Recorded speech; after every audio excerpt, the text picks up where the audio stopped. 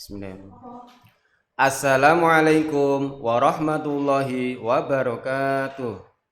Selamat pagi anak-anakku semuanya. Bagaimana kabarnya pagi hari ini? Alhamdulillah, luar biasa. Allahu Akbar. Oke anak-anakku, pagi hari ini dengan Pak Warsito atau Pak W ya, akan melanjutkan pembelajaran kita di tema 6. Lingkungan bersih, sehat dan asri, subtema 3. Nah, di subtema 3 ini judulnya adalah lingkungan sekolahku. Pembelajarannya pembelajaran 1 dan 2. Oke, kita awali. Disiapkan alat tulisnya ya, buku paketnya ya.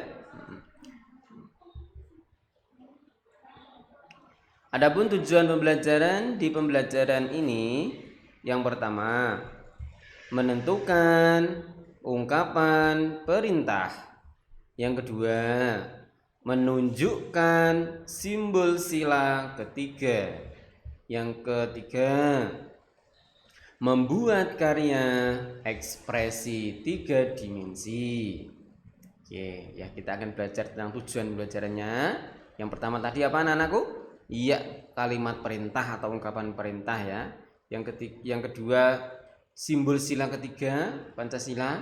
Yang ketiga, membuat karya ekspresi 3 dimensi. Yuk anak-anakku, kita mulai. Kita lihat buku siswa subtema 3 pembelajaran 1 dan 2 halaman 80. Yuk kita baca bersama-sama anak-anakku ya. Ya, suaranya keras ya, keras nyaring ya, semangat ya ta. 1, 2, 3. Sekolah Lani memiliki halaman luas.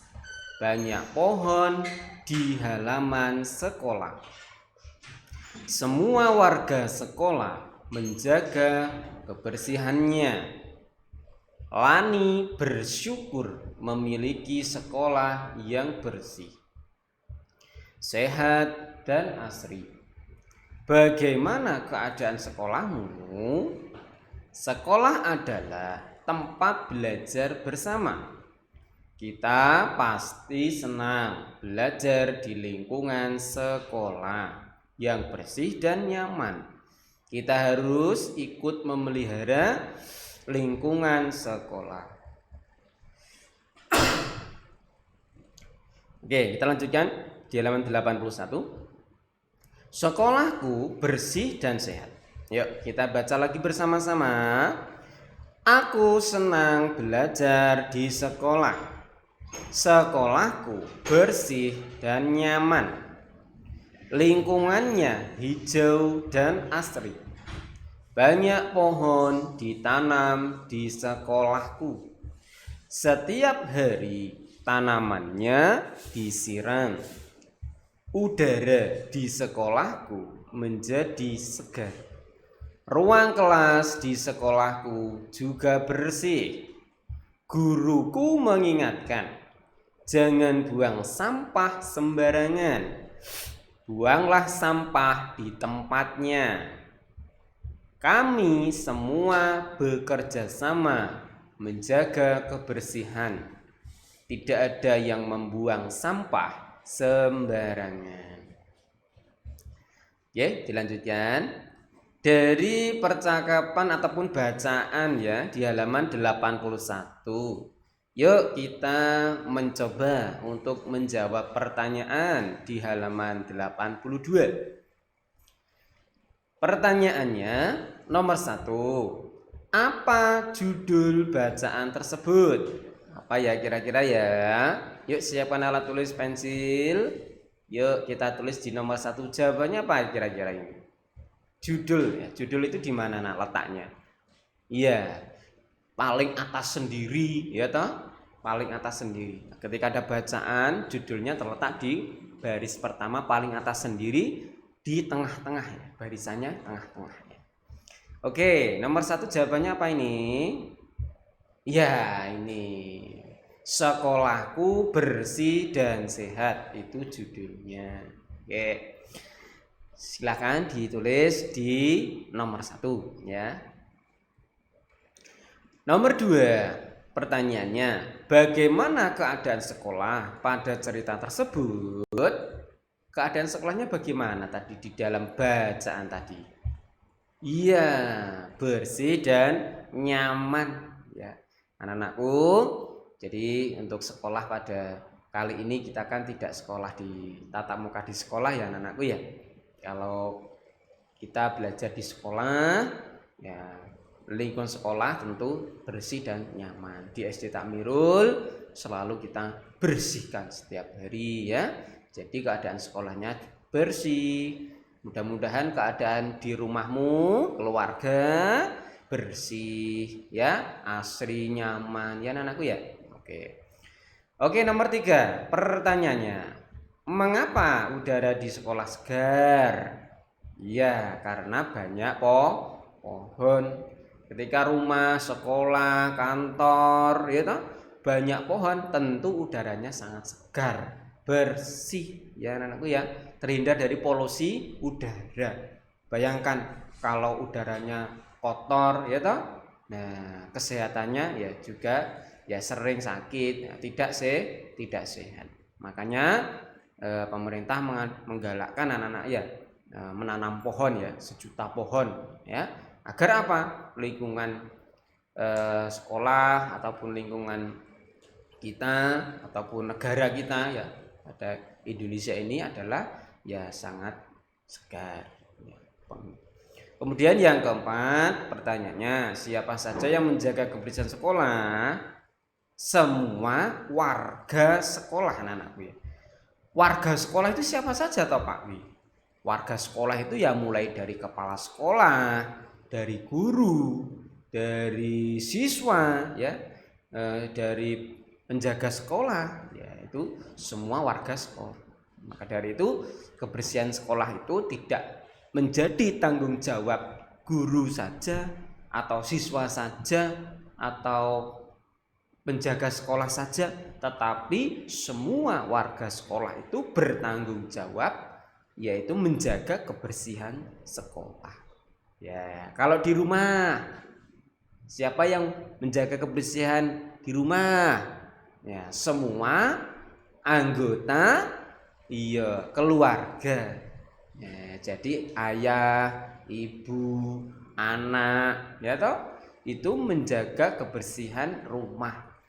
Jadi yang bertanggung jawab menjaga kebersihan di rumah tidak hanya ayah atau ibu atau anak, tetapi juga semua anggota keluarga ya. Oke, pertanyaan nomor 5, apa saja yang dilakukan agar sekolah selalu bersih? Ya. Jawabannya apa anak? Ya, di situ sudah Pak Guru tuliskan, tidak membuang sampah sembarangan. Jadi agar selalu bersih sekolahnya berarti kita tidak membuang sampah sembarangan. Ya.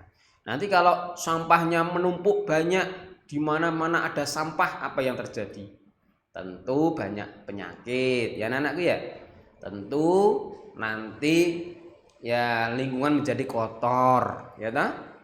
Yang lebih parah lagi kalau sampahnya dibuang sembarangan, nanti ketika terjadi hujan ya toh, kemudian airnya mengalir kemana-mana ya, selokannya ya mampet ya toh, banjir. Nah itu anak-anakku ya, ketika sudah terjadi bencana banjir, nah bagaimana kita evakuasi, kita harus pergi dari rumah kita.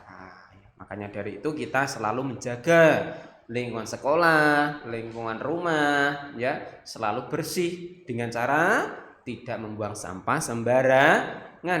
Jadi buanglah sampah di tempat sampah ya. Mungkin rumahnya belum ada sampah ya, beli tempat sampah ya. Kemudian rumahnya tempat sampahnya baru sedikit, beli lagi biar nanti membuangnya gampang ya anakku ya. Oke, kita lanjutkan di halaman berikutnya.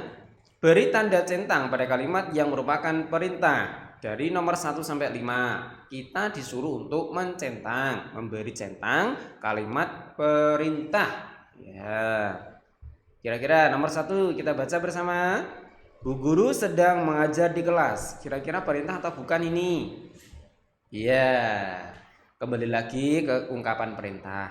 Ungkapan perintah itu adalah apa anakku? Ungkapan yang intinya memerintahkan kepada kita, menyuruh kita untuk melakukan kegiatan, untuk melakukan suatu kegiatan. Itu kalimat perintah ataupun ungkapan perintah. Nomor 1, Bu guru sedang mengajar di kelas. Ini kira-kira perintah bukan? Ya, bukan ya. Nomor 2, buanglah sampah di tempat sampah. Nah, ini baru perintah. Kenapa kok bisa perintah Pak W? Lah kan disuruh membuang sampah di tempat sampah. Nah, intinya adalah memerintah, menyuruh agar membuang sampah di tempat sampah. Nomor 3, anak-anak bermain di halaman sekolah. Bukan ya ini ya, ini bukan perintah ya. Nomor 4, letakkan sepatu di rak sepatu. Iya, ini perintah. Kenapa kok bisa? Menyuruh kita untuk meletakkan sepatu di rak sepatu ya. Nomor 5, jagalah kebersihan di sekolahmu. Jagalah kebersihan sekolahmu. Nah, ini juga perintah.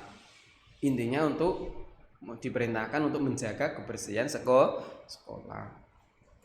Nah, itu halaman 83. Kita lanjutkan di halaman 85. Manakah dari bunyi sila-sila Pancasila berikut yang merupakan bunyi sila ketiga? Yang mana? Nah, ketiga ini ya. Persatuan Indonesia ya. Centang warna merah muda ya. Sudah dicentang anak-anakku? Iya. Ya. Sila ketiga Pancasila itu bunyinya Persatuan Indonesia. Ya. Kita lanjutkan. Nah, ini adalah memotong ya, kemudian menempel bagian-bagian lambang sila ketiga sila Pancasila. Lambangnya apa anakku sila ketiga Pancasila? Iya, ini ada pohon beringin, ya toh. Pohon beringinnya ini adalah belum sempurna, gambarnya masih belum rapi, belum tertata, belum benar. Maka dari itu anak-anak latihan memotong gunting ya. Ini dipotong, digunting, kemudian ditempelkan lambangnya atau simbolnya di sini. Ya, oke, ya nah. Silakan dicoba di rumah. Oke. Di bawah ini beberapa contoh karya yang bisa jadi pajangan kelas. Jadi anak-anak kita akan belajar tentang karya dimensi, contoh karya 3 dimensi dari tanah liat. Misalnya kita mau mencetak daun. Ya, mencetak daun dari tanah liat. Nah, ini kan seperti daun anak-anak. Ya. Karya-karya tersebut adalah karya 3 dimensi dari tanah liat. Tanah liat dicetak mengikuti bentuk wadah tertentu. Nah, jadi cetakannya adalah cetakan bentuknya seperti daun. Ketika nanti kita sudah membuat tanah liat, mempunyai tanah liat, ya kita cetak di cetakan tersebut. Ini kalau di sekolah nanti dulu ketika seperti ini kita mencetak anak-anakku, karena berhubung kondisi pandemi ini ya silakan nanti kalau anak-anak yang di rumahnya dekat ada tanah liat ya silakan ya mencetak membuat kreasi tanah liat. Jadi karya 3 dimensi itu ada bentuk ya diraba, bisa diraba dari segala